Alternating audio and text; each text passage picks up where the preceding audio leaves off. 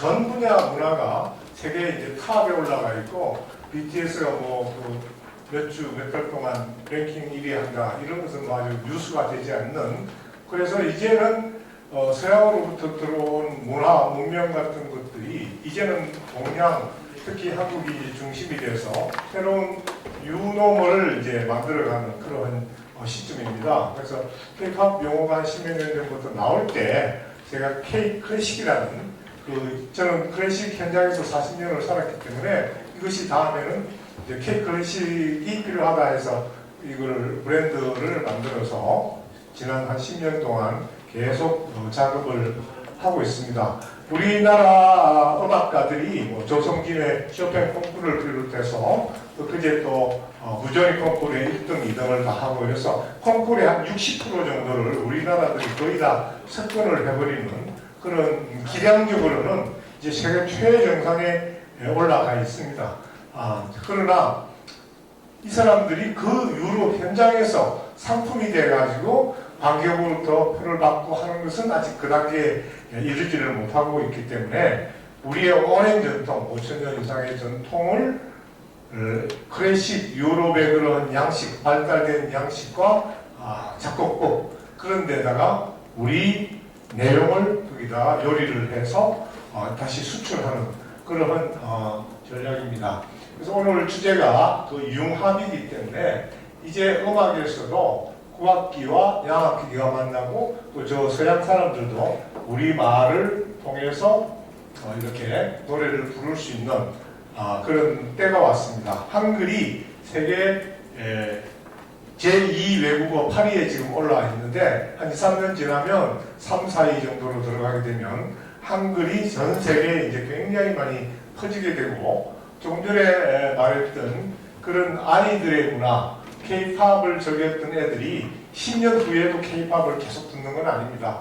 아이들이 크면 그때는 이제 다른 문화를 접근하게 되고 그때 이제 우리의 좀 더 점잖고 좀 더 고급스러운 그 문화를 수용할 수밖에 없는 그런 것이기 때문에 제가 이제 이 K-클래식이라는 작품을 계속 쭉 만들고 있고 또 세계에 나가고 있습니다. 이것은 몇 년 전에, 5년 전인가 스페인 밀레니엄 합창단이 저의 Song of Arirang이라는 곡을 마드리드 시내에 있는 극장에서 연주한 건데 한 2분만 들어보도록 하겠습니다.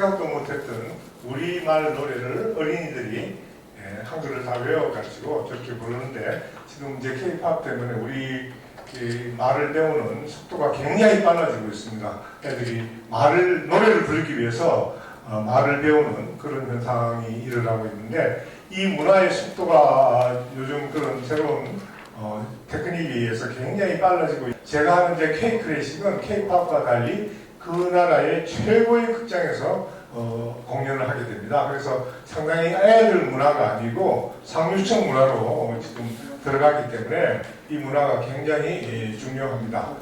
그래서 제가 전 세계 지금 100명의 지휘자에게 K-클래식의 명예 감독으로 위촉장을 주고 37개국의 사람들이 지금 저와 소통을 하고 있는데, 굉장히 그 사람들이 그 위촉장을 받은 것을 영광으로 알고 페이스북에 들어가 보면 뭐 댓글이 200개, 300개 이렇게 붙고 이렇게 됩니다. 그래서 국내에서는 오히려 아직도 이런 그 움직임이 둔하지만은 외국에서는 굉장한 효과가 있기 때문에, 특히 이제 기업 중에서도 좀 더 고품격 상품이라든지 이런 것들은 이런 K-클래식이나 이런 것들과 만나는 것이 굉장히 좋고, 전 세대의 사람들은 공연 문화가 없습니다. 거의 티켓 여러분들 사보셨나요? 직접 티켓 사는 문화도 없습니다.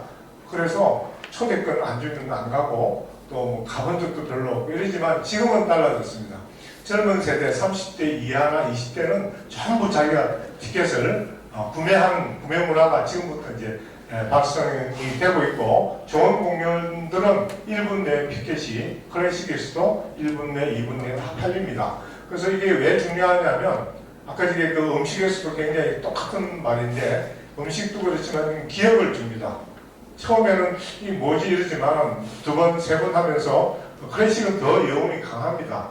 그래서 그 습관, 문화는 습관이기 때문에 그 습관을 여러분들은 혹시 그것을 못 누렸다 하더라도 아이들에게 또는 손자에게는 그 문화를 심어줘야 됩니다. 이 문화라고 하는 것이 굉장한 복지 중에 복지고 평생 행복을 느낄 수 있는 건데, 내가 모른다고, 내가 관심 없다고 그걸 무시하면 본인은 상관없는데 그 자녀나 주변이 그 혜택을 받지 못함으로 해서 성장해서 문화적인 격차가 많이 발생하게 됩니다. 그래서 보통 작품들이 국립이나 이런 데서 할 때는 뭐 1억 5천 이렇게 들어가는데, 티켓 값은 5만 원, 3만 원이거든요. 그것을 경제적으로 따지면 어마어마한 지원금을 받는 거랑 마찬가지입니다. 티켓을 받으려면 20만, 30만 원 받아야 되는데 그렇게 못 받잖아요. 국가가 하니까 3만 원, 5만 원 받는데 그걸 평생 안 받다 그러면 그만한 복지를 못 받는 거거든요. 그래서 이번 기회가 그런 걸 좀 해주시고, 또 이제 오늘 중소기업 벤처기업 만났으니까 이런 새로운 클래식 문화와 이것이 어떻게 만나는지도 한번 제가 연구를 해보겠는데, 이것은 오늘 저녁에 제가 또 지금 광명시에서 광명시 개청 40주년 기념으로 해서 이 작품이 올라갑니다. 그래서 지금 곧 바로 가야 되고, 10월 12일에는 훈민정음이 예술의 전당에서 국립합창단에 의해서 또 초연이 됩니다. 그런 공연들을 여러분들이 주변에서 많이 알려서 그런데, 이것은 3.1절 100주년 재작년에 예술의 전당에서 한 동방의 빛이라는 작품에 조금만 한 1, 2분만 보도록 하죠.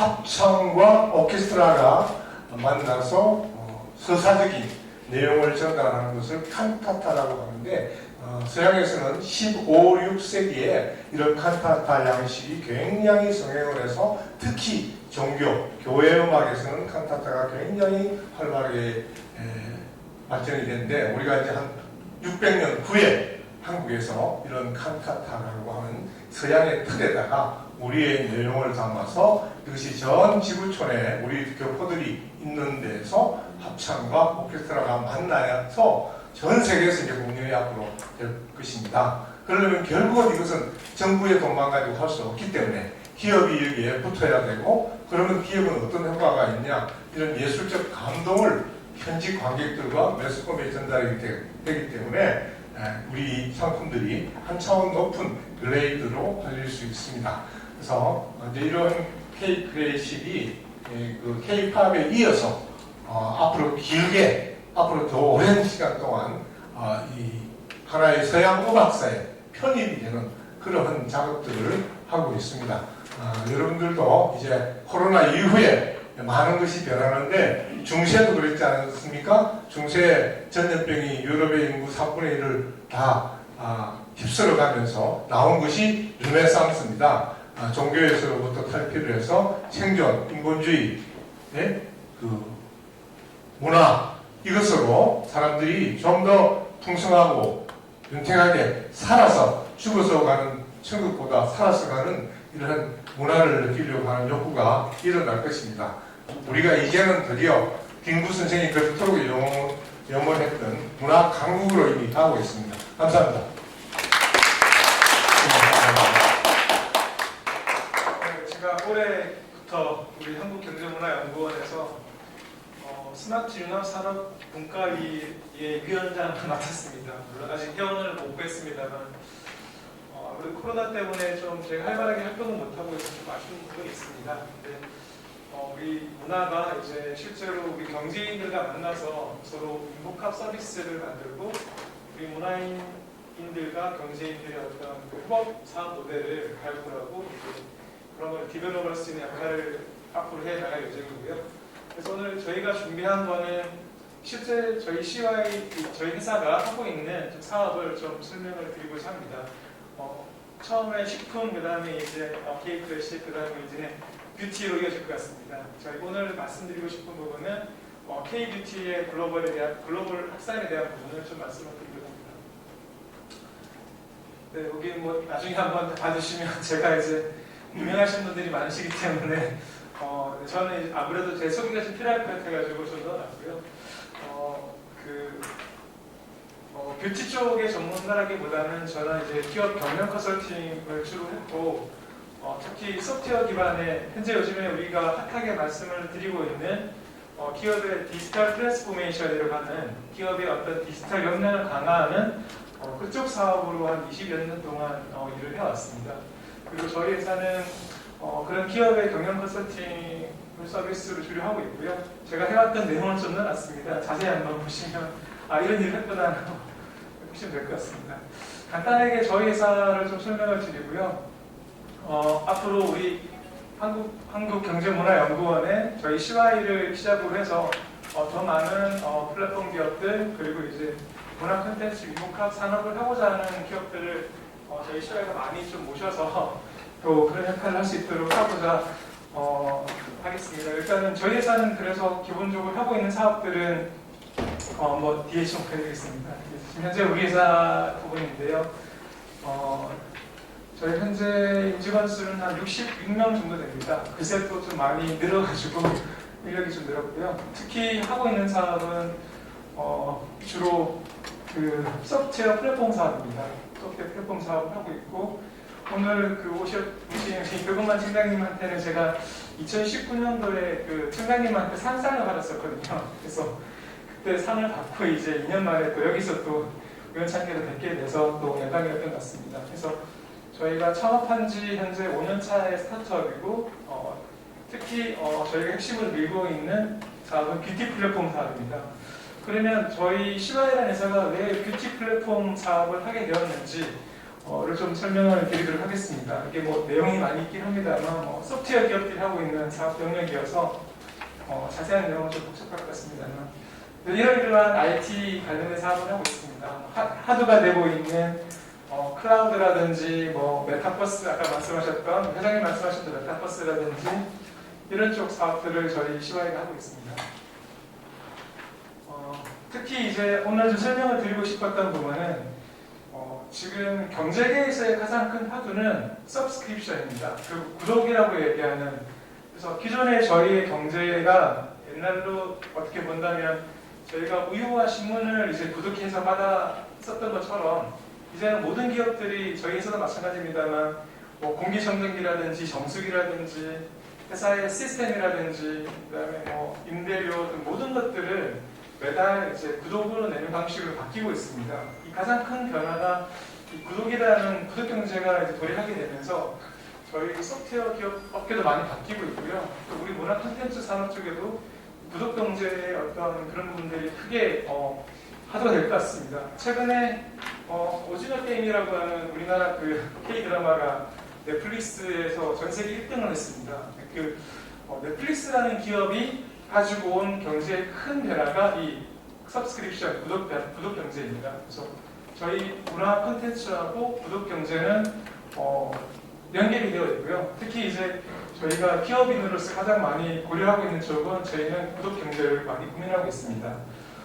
그래서 소프트웨어 업계 같은 경우에는 지금 보시는 것처럼 이게 이제 어떤 기업의 업무 자체를 그다음에 우리 문화의 어떤 문화 콘텐츠를 전부 다 이제 디지털 기반으로 다 해석을 해서 어떤 걸 소프트웨어 기반으로 다 재해석해가지고 기업을 운영하거나 이제 문화 콘텐츠도 이제 OTT 사업이라든지 이런 것들이 다 이제 소프트웨어 기반으로 바뀌고 있습니다. 그래서 구독 서비스를 하기 위해서는 기본적으로 이제 모든 업무 프로세스나 제품이나 서비스가 이 소프트웨어 기반으로 구독 방식으로 바뀌어야 되기 때문에 보시는 것처럼 점점점 이제 이 사스에 관련된 시장으로 계속 확산하고 있다.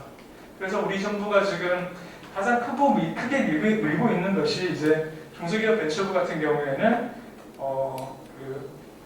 지금 잘 핸드폰 쓰고 계시는 이제 비즈니스 앱들이 있지 않습니까? 그래서 새로운 서비스들이 다 나오면 아마 안드로이드나 우리 이제 그 애플 아이폰에서 앱을 다운받아가지고 이제 업무를 하거나 우리가 편리한 그 기능을 쓰게 됩니다. 그걸 저희를 사스라고 보시면 되고요. 그래서 앞으로는 경제인들이 가장 많이 투자하고 많은 스타트업들이 이제 나오는 쪽은 이런 앱 서비스, 사스라고 하는 서비스를 이제 하는 기업들이 많이 나올 것 같습니다. 그래서 저희 CY가 이 사스라는 사업을 하는 회사이고요. 저희가 한국경제문화연구원의 스마트 문화 위원장으로서 저희 문화 콘텐츠하고 사스를 연계하는 그런 사업 모델을 많이 개발하는 데 노력하도록 하겠습니다. 네, 그래서 지금 제가 일분들이 구사하는 부분은 현재 저희가 지난 8월달에 오픈을 해서 운영하고 있는 뷰티 플랫폼입니다. 지금 그 네이버에서 검색을 해보시면 COS247이라고 있습니다. 코스247이라고 한번 검색을 해보시면 좋을 것 같은데요. 그러니까 화장품을 만들 수 있는 이제 개발 플랫폼입니다. 그러니까 저희가 지금 오픈하고 이제 오늘 기준으로 보니까 한 달 사이에 저희 한국의 화장품 중소기업들이 145개 기업이 입점을 하셨고요. 그리고 연대 한 1000개 이상 이제 입점을 하실 것 같고, 저희가 다음 주 정도에 이제 알리바바닷컴 본사하고 저희 CY가 이 코스247이라는 플랫폼을 통해서 우리 중소화장품 기업들의 B2B 이커머스를 지원하는 서비스를 시작하게 됩니다. 이 중국의 그 알리바바닷컴이 과거에는 이제 중국에 있는 제품을 해외에 파는 걸 중심으로 했습니다만, 지금은 이제 이 알리바바닷컴이 한국의 푸드라든지 K-뷰티 제품이라든지 한국의 제품들을 많이 이제 입점을 시켜서 글로벌의 이커머스로 팔려고 하는 노력을 하고 있습니다. 한국 기업 같은 경우에는 그 SK가 11번가라고 하는 그 이커머스 플랫폼에서 아마존이라고 하는 미국계 기업하고 서로 이제 협업을 해서 지금 콜라보를 해서 이 사업을 하고 있는데요. 저희 시와에는 그 중소화장품 기업들이 이제 개인별로 해서 하나씩 구매하는 방식이 아니라 해외 바이어들이 대규모의 화장품을 살 수 있게끔 하는 그런 플랫폼을 이제 만들어서 글로벌에 이제 중국이라든지 미국이라든지 글로벌에 있는 큰 바이어들한테 한국 중소화장품 기업들의 제품을 판매할 수 있게끔 하는 그런 서비스를 하고 있습니다. 그래서 이 서비스를 시작하다 보니까 이제 우리나라의 화장품 기업들을 한번 보시면요, 2만 개 정도의 이제 화장품 책임 판매 업체가 있습니다. 소위 말하는 브랜드 기업들, 아모레퍼시픽이나 LG생활건강이나 이런 기업들은 너무 크시니까, 근데 이제 작은 기업들이 무려 2만 개가 넘게 있고요. 그리고 코스맥스 콜라그램이 이제 아실 것 같습니다. 가장 큰 화장품을 제조하는 기업입니다. 근데 코스맥스 콜마 외에도 우리나라에 한국 화장품을 만드는 중소기업이 무려 4,000개가 있습니다. 그래서 이게 우리나라의 평균 2만 4,000개에서 2만 7,000개 기업들이 계속 화장품 기업들이 이제 존재하는데요.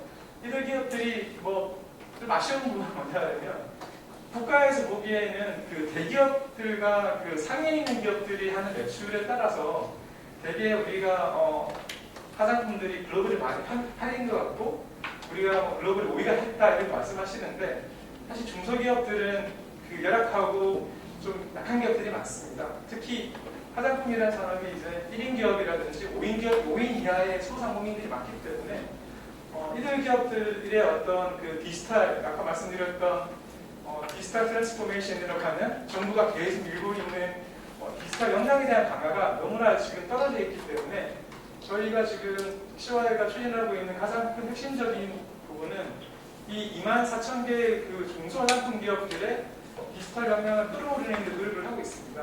그래서 조금 전에 보여드렸던 그 포털을 통해서 알리바바닷컴과 같은 글로벌 기업의 어떤 그 제품 판매를 이제 할 수 있는 세일즈 채널을 만들어 드리고 있고요.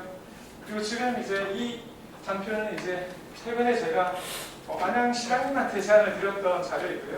저희가 안양시에 좀 제안을 드려서 우리 한국 화장품 기업들의 어떤 그 안양 시민축제가 매년 합니다. 그 시민축제를 할 때 이 글로벌 스타트업, 글로벌의 화장품 기업들을 좀 불러드리고 또 우리 한국 화장품 기업들이 서로 모여서 그 뷰티 거래를 좀 활성화하게 할 수 있는 이런 그 행사를 단순하게 오프라인으로 할 게 아니라 메타버스 기반으로 가상의 어떤 엑스비션까지, 가상의 어떤 컨퍼런스까지 할 수 있게끔 하는 어떤 차원에서 일단 제안을 드리고 있고요. 그래서 저희 그 23,000개, 4,000개의 한국 화장품 중소기업들이 세일즈 채널을 확보하고 글로벌에 많은 제품 팔 수 있게끔 해주자라는 게 가장 큰 핵심이었고요. 지금 보시는 것처럼 올해 11월 10일 날 또 이런 그 수원 컨벤션 행사를 합니다. 그래서 중소화장품 기업들, 큰 기업들은 자체적으로 하니까요. 중소화장품 기업들을 도와줄 수 있는 그런 플랫폼 사업을 해 나갈 예정이고 또 우리 한국경제문화연구원의 우리 문화 콘텐츠에서 이들 기업들의 제품을 또 이제 브랜딩하는 데 도와줄 수 있는 그런 프로그램들을 많이 만들어 나갔으면 좋겠습니다. 감사합니다.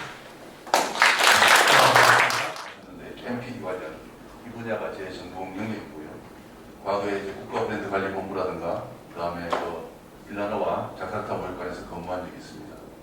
그리고 대기업에서 마케팅 부장을 하면서 관련 제품 개발이라든가 이런 문화 관련해서 계속 연구를 해오고 있습니다. 제가 냈는 책이 교보문고선정 내일을 여는 경영경제 지식의 30개 중에 하나가 선정이 된 적도 있고요. 최근에 쓰는 책이 바로 국가 브랜드와 한류를 해서 이게 주요 책이고 이제 브랜드 가치를 쉽게 높이는데 이게 이제 화장품 사업을 중심으로 했습니다.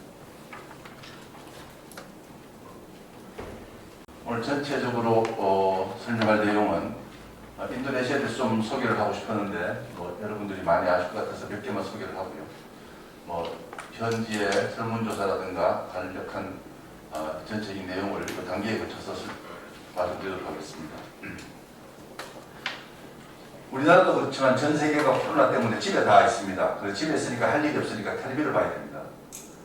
텔레비에서 가장 관심 있는 것은 평상시에 시간이 없어서 못 봤던 것들인데 그 중에 하나가 한류 드라마입니다. 그래서 인도네시아는 한류 드라마가 그야말로 이 도를 넘었습니다. 너무 심해서 어디 가면은 무조건 한류 이야기 아니면 이야기가 진행이 안 됩니다. 실합니다. 뒤에 그 그래프를 보면서 같이 이야기하도록 하겠습니다. 먼저 인도네시아는 동남아 전체 아시안 경제의 40%를 담당하고 있습니다. 굉장히 큰 나라고요. 한국에서 인도네시아까지 가는 시간이 7시간 걸립니다. 그런데 인도네시아가 동서로 밀려 퍼져 있는데 동쪽에서 서쪽까지 가는데 7시간 걸립니다.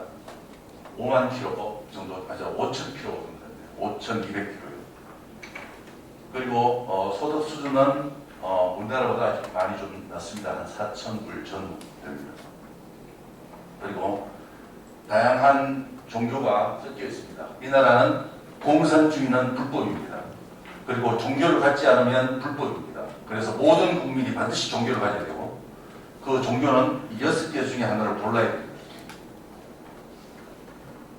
그래서 우리나라 사람들이 신을 믿지 않거나 내세를 믿지 않으면 되게 이상하게 생각합니다. 네덜란드의 지배를 받았고 일본의 지배도 받았습니다. 네덜란드 지배를 330년, 일본 지배를 3년을 받았는데 인도네시아의 대부분 사람들은 일본의 3.5년 지배가 네덜란드의 350년 지배보다 더 잔인했다고 이야기합니다. 그리고 지금 인도네시아의 여러분들도 아시겠지만 중국인들이 대부분 경제를 장악하고 있습니다. 그래서 중국에 대한 반감도 셉니다. 그래서 인도네시아 입장에서는 동양에 벤치마킹할 곳이 한국밖에 없습니다. 왜냐하면 중국, 일본, 한국인데 일본에는 감정이 안 좋고 중국은 현재도 감정이 안 좋고 그래서 한국에 대해서 관심이 되게 많습니다. 인도네시아는 문명 측면에서 양극단 국가입니다. 이렇게 저희 회사에서 보이는 대도시의 모습이고요. 이게 제가 찍었습니다. 밤에 보이는 야경입니다. 여기는 파푸아에 있는 모습입니다. 이게 남자의 정장입니다. 제가 입은 이 옷이 인도네시아 정장 바띠입니다. 이 넥타이를 안 매거든요. 조금 전에 한류에 대해서 설명을 하셨는데 거기 한복 입고 오페라라든가 칸타타를 부르는 모습이 나왔는데 저는 왜 한복을 거리에서 볼 수 없는지 좀 답답한 사람입니다. 그래서 오늘 인도네시아를 소개하면서 또 문화라는 것이 어떤 힘을 가지고 있는지 어떤 힘을 가져야 되는지에 대해서 산업적으로도 연관시켜서 말씀드리도록 하겠습니다. 이거는 굉장히 좀 어색할 텐데 이걸로 이야기하면 10분 이상 이야기해야 되는데 오늘 좀 지나가도록 하고요. 인도네시아 영어는 이제 설명을 드렸고 이게 한류 소비가 확대되고 있습니다. 드라마를 많이 보니까 드라마에 나오는 제품을 사고 싶고 그래서 PPL이 확대되고 정리되고 있습니다. 여기 보시면 화장품 수입도 조금 전에 화장품 조사님께서 말씀하셨는데 같이 저도 좀 지원해서 하고 싶은 생각이 많습니다. 대한민국의 증가율은 엄청납니다. 설문조사 결과 간략하게 말씀드리겠습니다. 코비드 이전과 이전에서 매일 시청한 비중이 이렇게 높아졌습니다. 이거는 엄청난 현상입니다. 그 다음에 국가별 친속도가 한국이 일본이나 중국보다 더 높습니다. 그래서 이거를 제가 한국일보 기자하고 이야기해서 마음대로 써라. 그랬더니 한국일보 기자가 신문에 썼어요. 그랬더니 신문에서 막 댓글을 달아서 말도 안 되는 소리다. 어떻게 한국에 대한 인식이 더 좋냐. 일본이 전체 인도네시아 자동차 시장의 95% 정도를 일본 회사가 잡고 있는데 그 대부분 산업이 일본이 잡고 있는데 어떻게 한국이 좋으냐. 그래서 제가 답답해서 요거를 한번 찾아봤습니다. 이게 뭐냐면 한국, 일본, 중국이라는 검색어를 넣고 구글에서 키워드 검색을 하면 한국이 이렇게 언제부터 쭉 하다가 팍 튀었어요. 2010년도. 이때가 이제 우리 정 교수님께서 인도네시아에 또 큰 행사를 하시고 난 뒤에 이게 영향이 있더라고요. 그래서 이렇게 쭉 올라가서 근데 이게 나머지 나라는 똑바라가지고 거의 중국하고 이게 구글이라는 빅데이터가 굉장히 쓸고 있는 데이터였습니다. 그래서 실업료 이렇게 설문조사를 보면 친속도 비교가 안 됩니다. 다음에 자유연상 이미지 숫자하고 개수 이거 어느 모대학교 교수님들이 로 데이터 달라 해서 몇 번 드렸는데 보면 이렇게 이제 물론 압도적인데요. 3개까지 이제 적을 수 있는데 이게 뭐 수치가 비교가 안 되죠. 다른 데하고. 총 연상 단어 수 이렇게 했는데 삼성이 압도적입니다. 그런데 보세요. 이니스프리 뭐 이런 게 안에 이게 화장품이거든요. 딴 데하고는 다릅니다. 그다음에 구매 의향도 마찬가지고 직업료 변화, 개인위생 전부 다 한국에 대해서 선호가 큽니다. 김치 조금 전에 이제 음식 조금 전에 청장님께서 말씀하시고 하셨는데 음식 언어는 잊어도 음식은 못 잊는다. 그런데 음식이 이제 PPL 우리나라 사람들이 라면을 많이 먹잖아요. 전 세계 라면 소비량이 압도적 1위입니다. 우리나라가. 그 이는하고 차이가 한 3배 정도 나죠. 우리나라 사람들이 많이 먹는데 특히 라면 그 드라마 보면 라면을 많이 먹어요.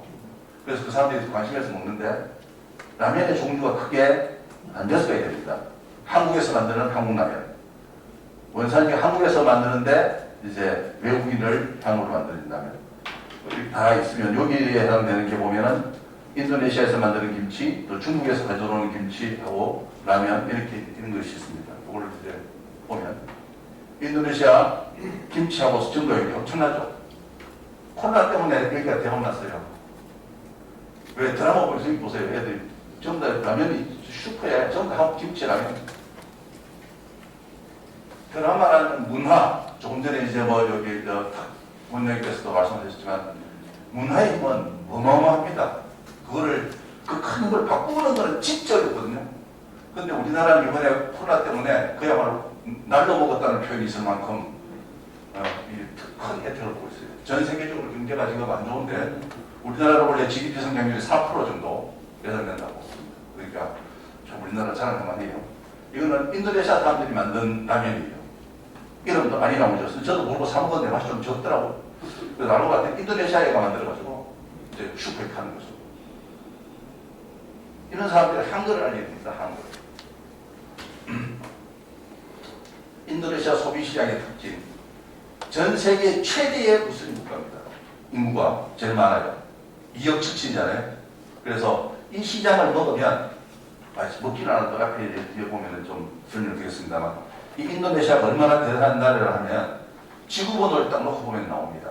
인도네시아가 마음을 먹으면 우리나라, 일본, 뭐 베트남 모든 나라들이 중동에서 석유를 못 가지고 와요.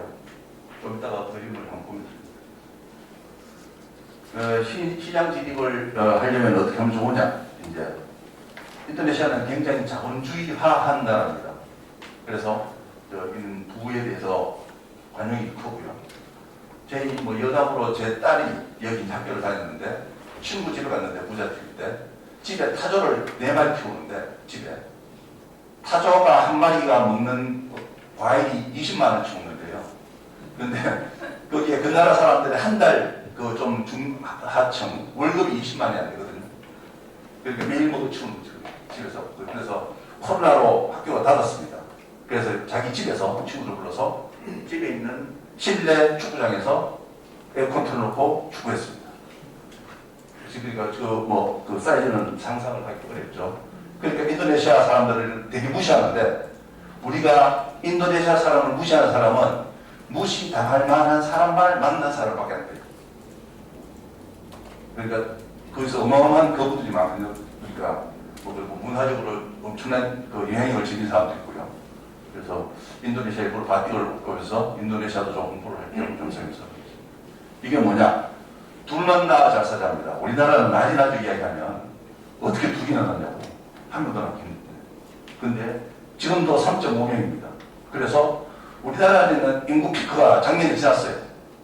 근데 인도네시아는 2065년에 인구 피크가 옵니다. 앞으로 성장이 계속할 수밖에 없어요. 지금 코로나 때문에 성장이 안 되거든요. 아마 내년에 코로나가 어느 정도 완화되면 용암이 끓어오듯이 폭발할 거예요. 그래서 이 제 발표를 듣는 사람은 땡잡은 사람이라고 생각하는데 정리 부탁드립니다. 그래서 일반 시장은 뭐 다음에 연락 주시면 제가 말씀드리고 정책으로 이제 간단하게 적어가면 여기 교수님 계시는데 우리나라 항상 조사를 할 때 외국 사람들이 우리를 어떻게 생각하느냐 이거를 조사를 많이 해요. 그런데 반대로 한국 사람들이 베트남의 사람들에 대해서 어떻게 생각하고 한국 사람들이 인도네시아 사람들에 대해서 어떻게 생각하고 이거를 조사를 해서 정책에 반영을 하고 기업 마케팅에 쓰지 않으면 우리가 이 기회는 못 살립니다. 마지막으로 이제 이게 인도네시아 여기 이제 나라가 이렇게 깁니다. 5,100km예요. 여기서부터 여기까지. 유일하게 중동에서 배가 지나가는 거는 싱가포르 여기밖에 없어요. 나머지 다 인도네시아 땅이에요. 못 지나. 여기 막으면 여기에 에너지 수급이나 전 세계의 해산물 수급이 3배. 이렇게 보면 여기서 인도 이쪽에서 포주가 여기 있잖아요. 어디로 가? 갈 데가 없어. 갈 데. 전략적으로나 모든 면에서 어마어마한 나라예요. 이건 옛날에 이 자연풍 그러니까 순풍이 탔을 때 이렇게 해서 이상으로 이제 간단하게 좀 마치고 토론 시간에 말씀드리도록 하겠습니다. 이렇게 발표 기회를 주셔서 영광입니다. 감사합니다.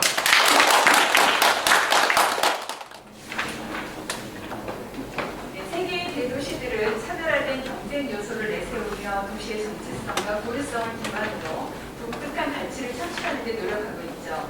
과거의 제조 산업으로 한때 부흥했던 대도시들이 새로운 산업들로 대체가 되면서 문화예술, 창의, 테크놀로지, 여가 위주의 그런 신흥 산업들로 발전을 하고 있습니다.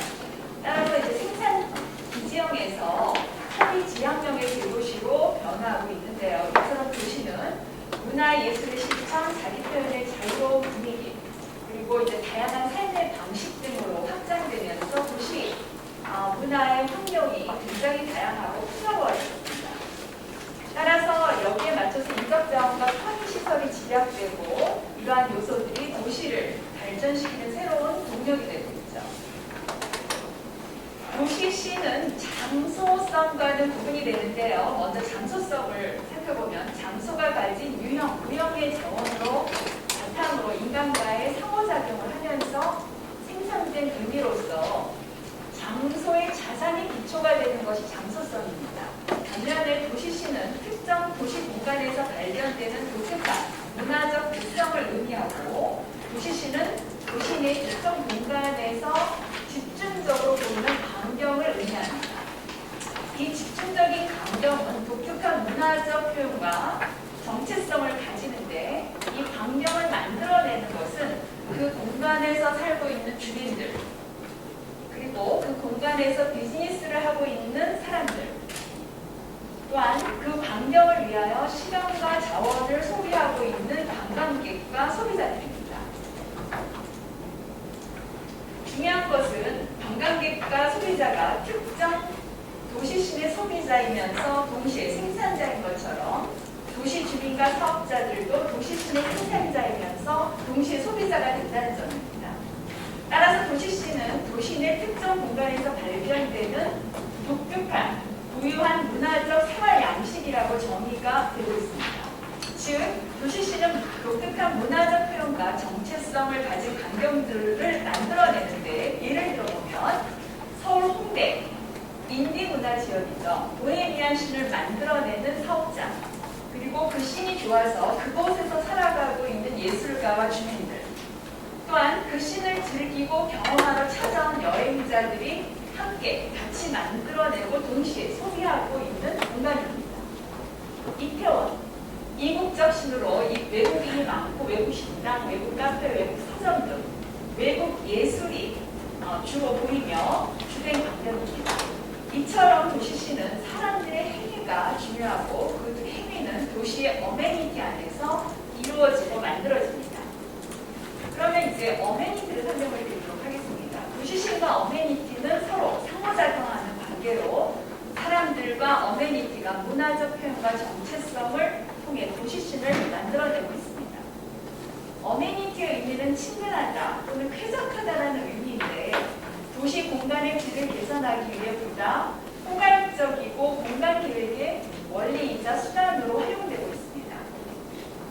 일본의 시민환경단체에서는 다음과 같이 어메니티를 분류해 놓고도 있습니다. 어메니티에 따른 도시 성장과 관련하여 예를 한번 들어보면 청담동 명품샵 또는 레스토랑 거리가 고가의 소비 증가를 즉 생산 요소가 풍부한 지역이 더 많은 직업을 창출하고 더 많은 사람들을 끌어들이며 재능 있고 이러한 젊은 사람들이 혁신과 일자리를 창출하면서 소비를 증가시키고 있습니다. 어메니티 이론에 따르면 어메니티가 특별히 재능 있고 혁신적인 사람들을 끌어들이는데 이들의 특성은 유동성이 더 높은 사람들이며 일자리를 찾은 후에 이주하는 특성을 가지고 있다고 합니다. 도시 사회학적 개념에서 도시시는 도시 내 문화 어메니티의 구성과 소비를 위하여 형성된 특정 공간 문화의 어메니티 클러스터라고 정의할 수 있습니다. 다음으로는 신의 개념에 대해서 도시신이 이 신적 개념에서 유래되었는데요. 먼저 신 개념의 적용은 미국 사회학자 고프만이라는 학자에 의해서 시작되면서 신들이 새롭게 형성되는 과정을 연기, 그리고 일상생활에서의 무대 정면의 물리적 배경, 세팅, 그리고 외향이라는 신적 상황의 설정으로 제안하고 있습니다. 도시 사회학에서 설명하는 도시 씬은 이러한 고프만의 일상생활에서의 연기 상황을 도시 내 특정 근린 지역에서의 연기 상황에 적용한 것입니다. 도시 씬의 개념 요소 중 가장 중요한 연극성은 씬이 바로 보기를 원하면서도 동시에 보여지기를 원하는 사람들이 만들어낸 특정 방벽을 의미합니다. 도시의 공공장소는 주민들의 연극성으로 가득 차 있으며 도시인의 특징 있는 장소에서도 흔히 목격되는 장면입니다. 예를 들면 압구정동의 로데오 거리에 가면 그 거리의 사람들과 다른 거리에, 다른 장소의 사람들과 비교하고자 열심히 보게 되는데요. 그러면서 동시에 우리는 그곳에 잘 어울리는 사람처럼 보이고자 연기한다는 것을 발견할 수 있습니다. 이와 같이 도시 씬을 구성하는 첫 번째 요소는 경계 있는 공간, 두 번째는 물리적인 구조물인 도시 어메니티, 세 번째는 공간 안에서 행동하는 사람들, 네 번째, 사람과 어메니티가 상호작용하며 나타나는 문화 소비 행위, 마지막으로 행위하는 목적 또는 가치입니다. 네, 플라크라는 학자가 현대 도시를 설명하는 종합적인 개념으로 도시씬 이론을 정립하였습니다. 도시씬의 개념적 요소는 세 가지로 보는데요. 정당성, 연극성, 진실성입니다.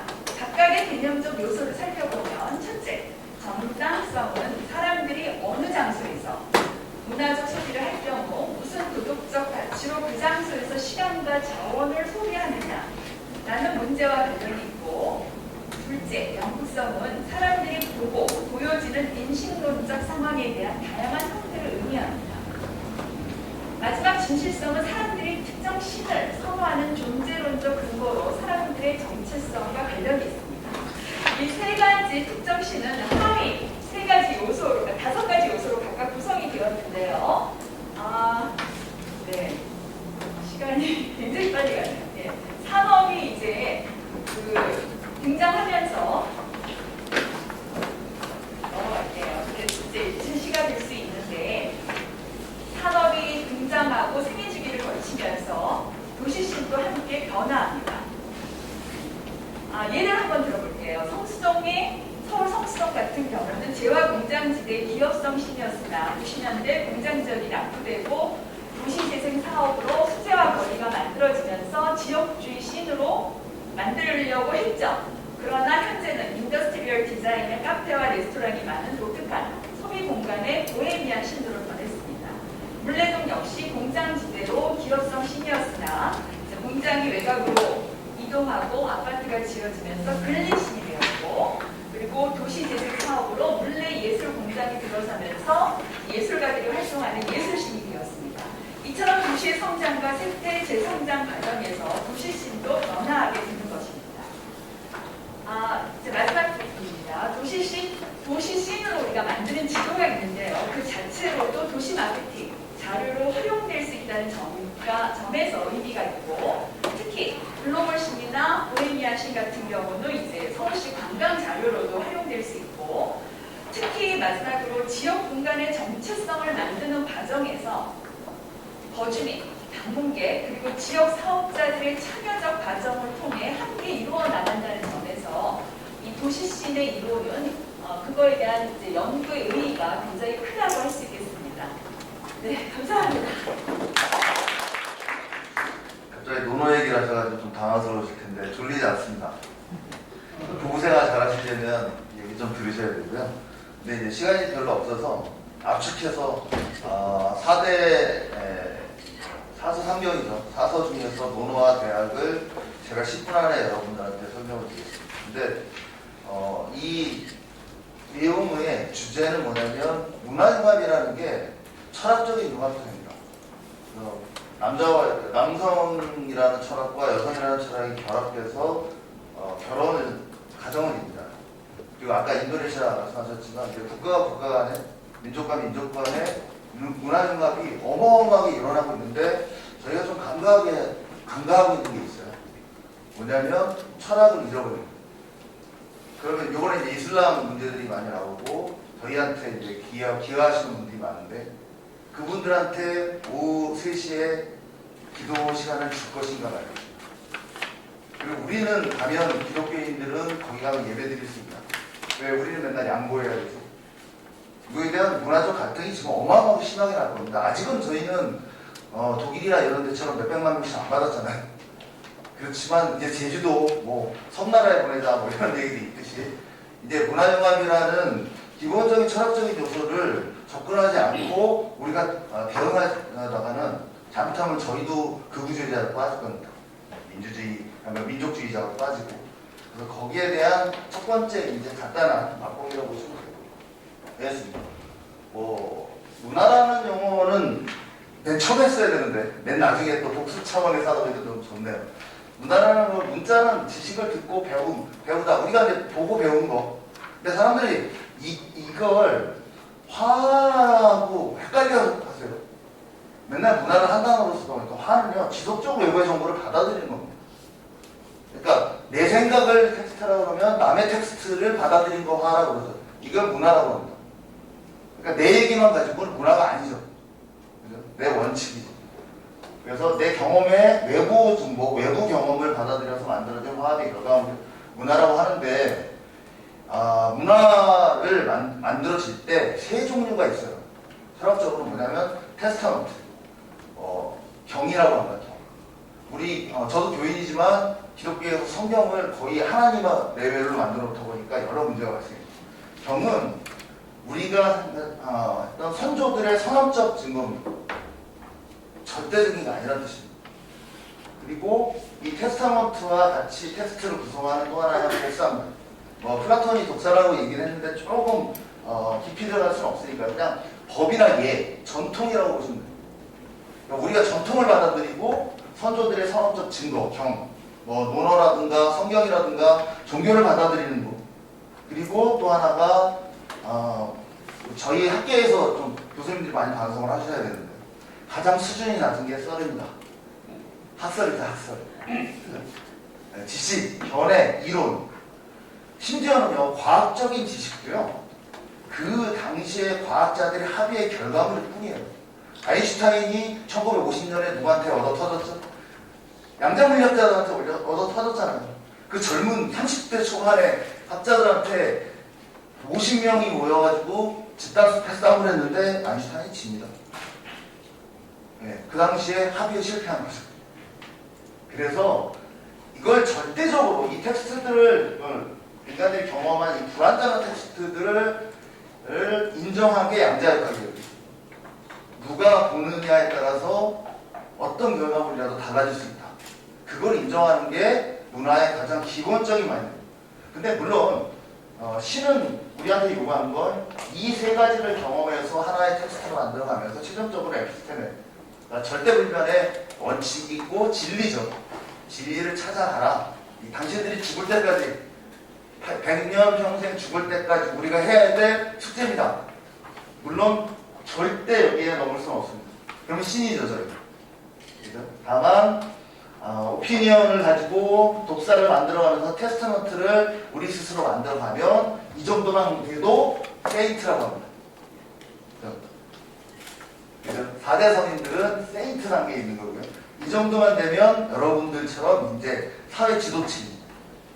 이 정도만 되면 학자는 되는 거예요. 요 세 개의 텍스트가 이제 모여 있는데 보시면 인간의 이 오피니언은 간단합니다. 식사할 때 조용해라. 상식이잖아요. 근데 요즘은 정말 식사할 때 조용해야 되는 상황이 왔죠. 시대에 따라서 바뀝니다. 썰은. 그리고 법이나 독사는 부모님 키워둬라. 이건 전통이잖아요. 부모님 키워다 하지 말아라라는 말은 없었으니까. 그렇지만 안 지킨다고 죽진 않습니다. 그냥 법적인 거 예절이 없다라고 약간 비난받을 수 있죠. 그러면 테스타먼트는 어느 정도 될 수 있냐면 원수를 사랑하라. 이거는 말도 안 되는데 선조들이 하래요. 그러면 마음이 편해지고 하나 신과 가까이 갈 수 있대. 이게 이제 테스타먼트 경과 법과 썰의 차이점입니다. 이 세 개의 텍스트가 우리가 하나의 머릿속에서 이제 자기 문화를 만들고 있는 거예요. 근데 이 문화를 남한테 강요하기 시작해요. 내 생각에는 그리고 우리 전통적으로 성경에 있기를 하면서 상대한테 강요합니다.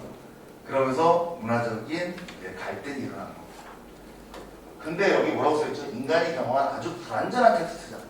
아무리 고귀한 텍스트를 하더라도 이거를 인정하지 않고 상대한테 이 텍스트를 강요한다? 밀어붙인다? 그러면 문화주의자로서의 자격이 없는 겁니다. 정리해 주시기 바랍니다. 네. 그래서 구약성경과 당대 아까 말씀드렸던 얘기가 있고요. 그래서 문화생활 포지셔닝 매복 아까 말씀드렸던 대로 내 경험을 받아들여야 된다. 그러니 역사적으로, 지리적으로, 시대적으로 다르게 고착화된 다양한 문화들의 격차를 발현해. 그러니까 나도 불완전한 문화를 갖고 있고 당신도 불완전한 문화를 갖고 있으니 이 두 개를 어떻게 결합시키냐는 바로 태학이 나와 있습니다. 옛날에는 태학이라고 그랬고요. 최근에는 이제 사수성경 중에 대학이라고 이제 용어가 바뀌었습니다. 이 이유는 나중에 한번 보시고 이 대학이나 성경 그리고 논어의 공통적으로 메시지가 하나 있습니다. 바로 공감과 교감과 합입니다. 이거는 오늘 더 이상 설명드릴 수는 없습니다. 시간 관계상. 다만 공감이라는 건 동종의 집단원들이 모여서 하는 걸 공감이라고 합니다. 그리고 교감은 이종의 집단들이 모여서 하는 걸 교감이라고 합니다. 그래서 걔하고 나하고는 교감한다고 해서 공감한다고 안 하죠. 그죠? 그리고 반려동물. 근데 남편한테는 뭐죠? 남편이 제일 문제입니다. 아내. 왜 남편은 반려로 자라고 했을까요? 와이프나 남편을 공감 영역에서 보잖아요. 그럼 나는 똑같은 사람 만들려고 잔소리하기 시작해요. 근데 반려자라고 생각하면 좀 죄송하지만 개처럼 생각하면 됩니다. 나는 너한테 밥 줄 테니 너는 나한테 위로 줘. 그러면 복수한마디 주겠죠. 이게 문화의 가장 기본적인 문화융합의 가장 기본적인 요소고 그걸 법적이거나 약속을 해놓은 합의 단계를 거쳐야지 사람이 텍스트와 텍스트가 결합이 된다라고 옛 어른들이 얘기를 해놨다는 말씀을 드립니다. 그래서 집단을 위한 상황 공간과 대중화를 위한 본질 교감 그리고 이 과정을 거쳐서 정명을 위한 사회적 합의를 한다. 이 사회적 합의가 우리가 알고 있는 노벨 경제학상에 보면은 계약이론입니다. 다 이제 이분들이 어떤 메시지를 계속 우리한테 전하고 있냐면 이제 어마어마한 문화들 간의 갈등이 이루어지고 있기 때문에 여기에 대한 매뉴얼, 메커니즘을 명확하게 우리가 갖고 있어야 된다라고 말씀하고 있고요. 그래서 사례를 보면 BTS 음악의 아미 팬클럽이라든가 이런 거 공감을 요구하죠. 근데 그들이 바라는 가장 핵심적인 교감적 요소는 위로와 희망의 메시지예요. 만약에 BTS가요 서태지처럼 학교 가지마 그랬다 그러면 저 정도의 팬덤이 일어나지 않습니다. 이 BTS의 가장 기본적인 교감의 메시지는 위로와 희망입니다. 근데 학교 가지마는 다르잖아요. 차원이 저항이니까. 그래서 이런 쪽에 이제 그건 시간이 관계상 넘어가겠습니다. 그리고 이제 아이점 평행 프로젝트 제가 내일 이제 평택시에서 이걸 강의하는데 아이점 팬덤이 모여서 평행우주 프로젝트를 만들고요. 돈을 32억을 모금합니다. 그리고 나서 해체되는 걸그룹한테 요구했죠. 우리 음악을 만들어줘. 이제 대중주도 사회가 오고 있습니다. 그 문화 융합이 어떻게 결합이 되는지에 대해서 설명을 드렸고, 그래서 공간정에게 머물러 있으면 집단화에 좋습니다. 집단화라는 건 공동의 목표. 그죠? 그래서 우리 민족 안에, 우리 국가 안에, 우리 사회, 지역사회 안에, 아니면 남성이라는 어떤 젠더, 여성이라는 젠더 안에 갇혀 있으면 집단화에 끝나는 겁니다. 그러면 공감만 하려고 그러고 공감 안 하는 사람은 적이 되고, 지금 언론에서 이 신문 보면은 맨날 나오는 문제들이 다 이거죠.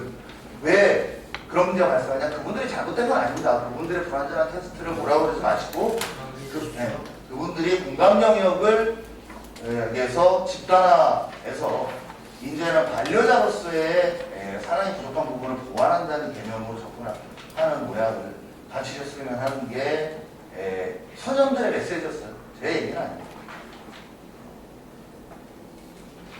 네, 마지막으로 그래서 문화 이식이라든가 문화 강정, 그럼 문화 강요는 절대 오피니언 강요고 독서는 강정하는, 그리고 테스트먼트는 이식하는, 이 세 개를 강요하는 것보단 반려자로서 어떻게 융합시킬까에 대한 알고리즘을 찾으시는 게 문화융합의 가장 기본적인 철학적인 어떤 마인드가 될 거라고 생각을 합니다. 마치겠습니다. 예, 반갑습니다. 저는 오늘 주제가 콘텐츠 산업의 미래이기 때문에 미디어 콘텐츠 산업이 어떻게 진화하는지 이 문제에 대해서 얘기를 하도록 하겠습니다. 제 전공이 기업의 생로병사, 기업이 어떻게 탄생해서 성장하고 또 수명을 다하는 사라지는지이기 때문에 IT가 되면서 우리 미디어 산업, 콘텐츠 산업이 어떻게 진화되고 있는지를 보도록 하겠습니다. 콘텐츠는 굉장히 중요하죠. 우리가 많은 질문을 하는데 과연 돈으로 우리 행복을 살 수 있느냐 이런 얘기 하는데요. 어느 정도는 살 수가 있습니다. 굉장히 가난한 경우 돈을 더 많이 벌게 되면 경제적 자유가 커지기 때문에, 하지만 돈이 전부는 아니다 이런 얘기를 할 수가 있고요. 이 문화를 통해서 삶의 질을 향상시킬 수 있다는 것은 저희가 알 수가 있죠. 사실 제가 미국에서도 4년을 살고 프랑스에서도 3년을 살고 또 대한민국에서 오래 살았죠. 제 가장 그 삶이 좀 풍요로울 때가 어디냐 하면은 파리에서 살았던 때인 것 같아요.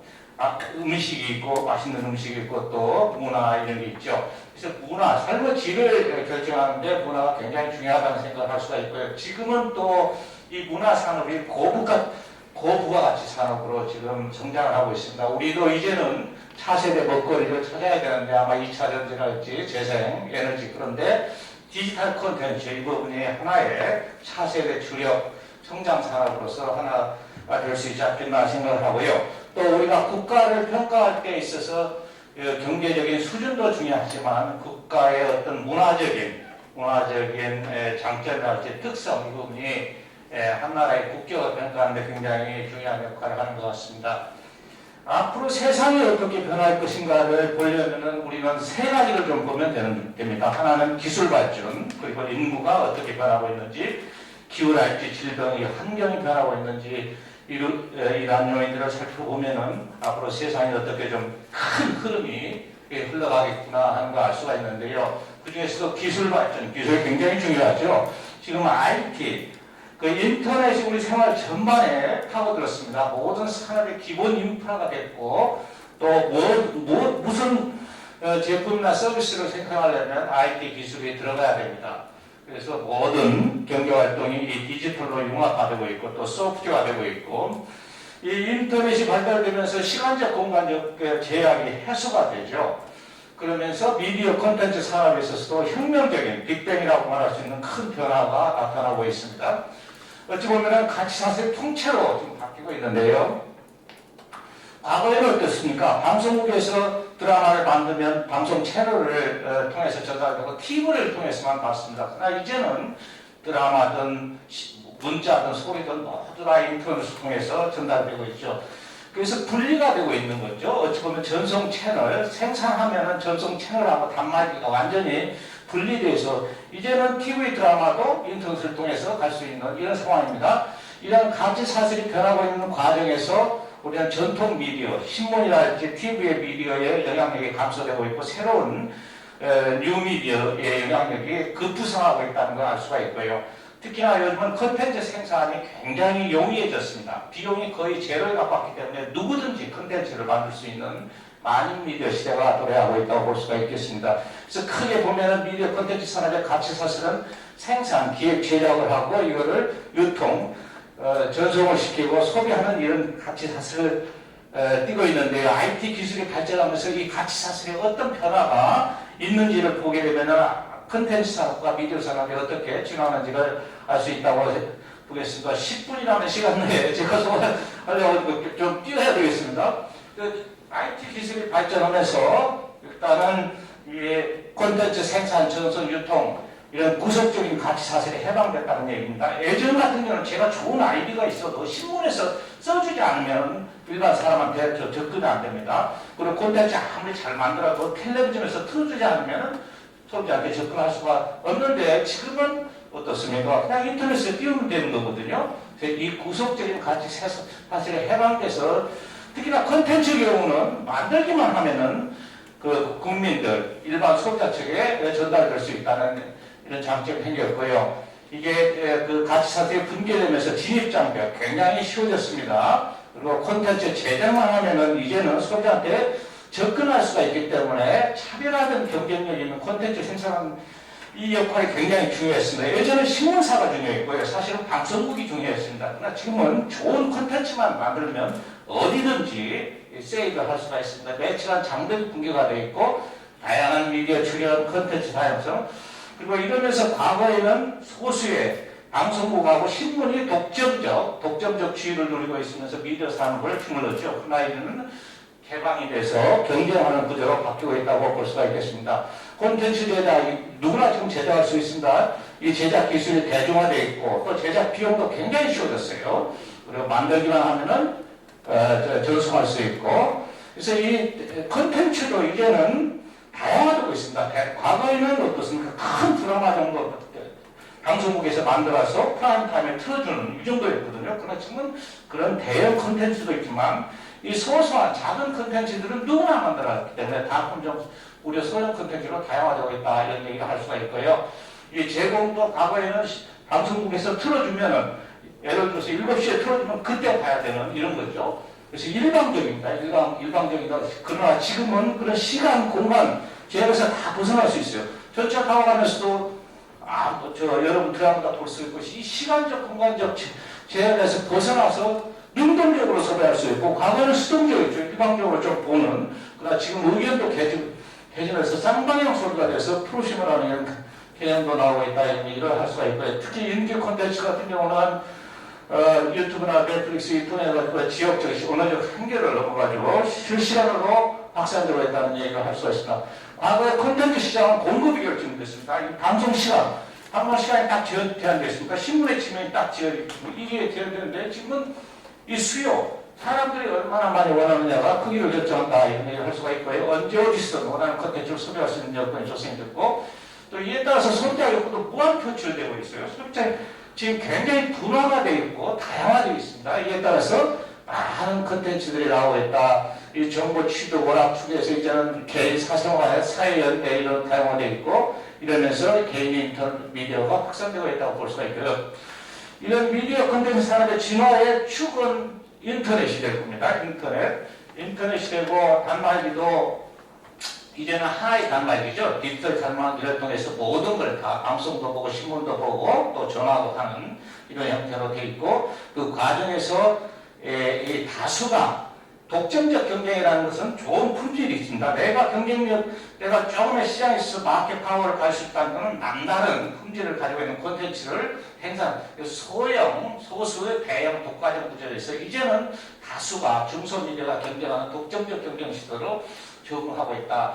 그래서 앞으로 누가 승자가 될 것이냐 하면은 이 가치 사슬을 세상 변화에 적응하면서 고객의 요구를 충족시켜주는 콘텐츠를 만드는 기업이 승자가 될 것이다. 당분간 전통 미디어와 뉴 미디어가 공존할 것이다. 전통 미디어는 TV나 신문 같은 이 전통 미디어는 대형 콘텐츠는 지금도 이 생산의 가치 사슬이 굉장히 길고 또 고급 기술이 요구되기 때문에 대형 미디어 생산은 계속 전통 미디어들이 잡고 있고, 이 중소형 개미디어 쪽은 일반 아마추어들이 많이 참여를 할 것이다, 이런 얘기를 할 수가 있고요. 그래서 유료 영역하고 무료 영역으로 나오고, 특히 이 소형 미디어 콘텐츠 쪽은 남다른 경쟁력이 있지 않는 한, 차별화된 경쟁력이 있지 않는 한 거의 무료로 이용되지 않을까, 이런 생각을 해봅니다. 앞으로 비즈니스 모델 차원에서는 전체 시장의 파이는 굉장히 증가될 걸로 생각이 되고 있고요. 그 파이 구조는 전통 미디어에서 뉴미디어 쪽으로 좀 이동하는 이런 부분이고, 이 광고 수수료는 계속 줄 걸로 예상을 하고 있습니다. 그 광고 매출액이랄지 또 신문 구독료가 당연히 줄겠죠. 그리고 소액 틈새 시장, 온라인 광고 시장하고 다수의 고려 일반 비오 컨텐츠 이런 식으로 되어 있고요. 지금은 산업적인 이슈는 이 미디어 산업, 콘텐츠 산업이 주력 산업으로 육성해서 국제 경쟁력을 확보하는 게 굉장히 중요합니다. 이게 개방성, 규모 경제성으로 있어 사실은 전 세계 시장으로 퍼져나갈 수가 있고요. 지금의 제 세계 시장의 규모는 한 40% 정도를 미국이 점유하고 있는 압도적인 비중을 하고 있는 상황이죠. 그리고 정부 차원에서 보면은 공정한 생태계에 대해서 지금 플랫폼이 사실은 독점력을 좀 행사하고 있죠. 그래서 공정한 생태계를 조성하는 문제, 정부와 시장 간의 조화로운 역할인데 사실 정부가 뭘 개입해서 잘 된다는 보장은 없습니다. 시장이 제대로 작동이 되지 않을 때 정부가 나서는 건데요. 그 기술같이 핵심 인력, 인프라 같은 경우는 정부가 좀 역할을 해줄 수 있지 않나 생각이 되고요. 또 벤처자금, 미국 같은 경우는 벤처자금이 잘 되어 있기 때문에 뭔가 경쟁력 있는 제품, 컨텐츠 생산한다면 벤처자금이 따라붙죠. 이런 차원에서 우리나라도 사실은 벤처자금의 역할이 상당히 원활하게 해주고 있다고 보는데, 벤처자금의 역할, 제 역할을 못하고 있는 부분은 정책금융 쪽으로 조금 도움을 줘야 되지 않을까 생각하고, 글로벌 시장 진출 지원 부분이 되겠습니다. 그리고 알겠습니다. 지적재산권 보호 굉장히 중요하죠. 우수한 지적재산권은 좀 존중을 해주고 또 보호를 해주고, 또 글로벌 기준, 우리가 이제 국제시장으로 나가야 되기 때문에요. 글로벌 기준에 맞는 지적재산권 보호는 돼야 되겠다, 이런 생각이 들고요. 아울러 콘텐츠에 대해서는 기본적으로 표현의 자유이기 때문에 자유죠. 그렇지만 요즘 보면은 정확성이랄지 공공성 이런 부분이 굉장히 훼손되기 때문에 규제 문제가 지금 계속되고 있지 않습니까? 그래서 개인의 표현의 자유와 또 사실관계, 객관성이랄지 공간성, 공공성 이런 확보를 위해서 어느 정도 조화를 맞추는 중요한 이슈가 되는 것 같습니다. 이상 마치겠습니다. 제가 시간을 잘 맞췄죠?